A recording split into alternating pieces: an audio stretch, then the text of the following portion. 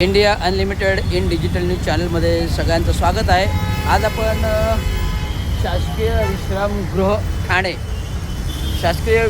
ठाणे येथे एक निवेदन जाहीर करत आहोत की मागील 2 वर्ष सातत्याने ठाणे महानगरपालिकेबरोबर विविध मागण्यांसंदर्भात आंदोलने, पत्रव्यवहार, लिखित स्वतः एस रविराज हे आपणासमोर निवेदन करून सांगत आहेत. ठाणे महानगरपालिका आयुक्तांना विविध वेळेस, मग तो 2024 15 ऑगस्ट असो, मग तो 26 जानेवारी प्रजासत्ताक दिन असो, का तो होळीचा सण असो, तत्पूर्वी ठाणे महानगरपालिकांना विविध निवेदने दिली. त्या निवेदनांचा परामर्श म्हणून आयुक्त असतील, अतिरिक्त आयुक्त 2 असतील किंवा उपायुक्त मुख्यालय प्रशासन असतील, यांनी सतत माझ्याबरोबर मिटिंगा करून आम्ही त्वरित मार्ग काढतो, लवकर थकीत वेतनं देण्याचा प्रयत्न करतो कर्मचाऱ्यांचा. परंतु मागील सातत्याने 2 वर्ष मी पाठपुरावा करत असल्यामुळे कसा तरी पहिला हप्ता मागच्या वर्षी दिला, तदनंतर दुसरा हप्ता पाडव्याच्या दिवशी दिला. हा हप्त्याचा पण इतिहास वेगळा आहे.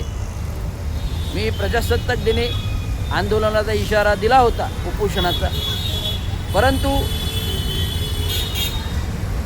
परंतु तथागत प्रशासन काही लक्ष देत नाही असं मला वाटलं. म्हणून मी 7 मार्चला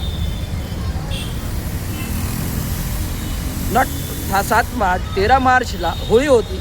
या होळीच्या दिवशी मी आत्मदहन करेल महानगरपालिका कार्यालयासमोर इशारा दिला. बघा, प्रत्येकाला आयुष्य महत्त्वाचं आहे, जीव हा महत्त्वाचा आहे, उदार नाही. परंतु हा रवींद्र शिंदे जीवावर उदार होऊन स्वतःचा जीव देण्यासाठी तत्परतेने तयार झाला आणि महानगरपालिका भवनसमोर आत्मदहन होणार. विविध वर्तमानपत्रांमध्ये बातम्या लागल्या. या बातम्या लागल्यानंतर प्रशासनाची घाबरगुंडी उडाली. मीटिंग झाल्या की रवींद्र शिंदे जिद्दी आहेत, ते स्वतःचं आत्मदहन, सुसाईड करायलाही मागे पुढे पाहणार नाहीत. कारण कामगार हा आपल्यासाठी महत्त्वाचा आहे. त्याचे गोष्टी हक्काच्या आहेत, जे संविधानिक गोष्टीने दिलेल्या आहेत. जर कर्मचारी 24/7 24/7 जर अहोरात्र काम करत असेल तर त्यांच्या हक्काची देणी त्यांना लागू आहेत. हे कोण आणि कधी बरे देणार? अभिजित बांगर साहेब होते, बदली होण्यापूर्वी 1 वर्षात आम्ही 4-5 हप्ते वर्षभरात देऊ असं आश्वासित केलं. ठाणे व्यवसायासारख्या वर्तमानपत्रामध्ये, मोठमोठ्या महाराष्ट्र टाइम्सच्या वृत्त सप्लिमेंटमध्ये बातम्या आल्या. परंतु या बातम्या पाहता येणाऱ्या प्रशासनातील जे आयुक्त आले, अभिजित बांगर नंतर कोण आले? सौरवराव आले. सौरवराव एक पॉझिटिव्ह वृत्तीचे माणूस आहेत. तात्काळ पॉझिटिव्ह सकारात्मक भूमिका घेतात. ते म्हणाले मी देतो.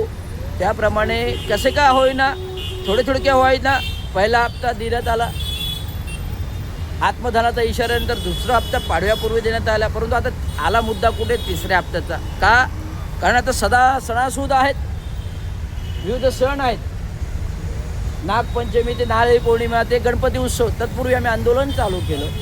पुन्हा एकदा उपोषणाचा इशारा दिला, अर्धनग्नाचा इशारा दिला. अर्धनग्न आंदोलन करण्यात येईल असा इशारा दिला की गणपतीपूर्व येणारे पैसे आले नाहीत म्हणून मी उपोषणाचं आंदोलन स्थगित केलं होतं.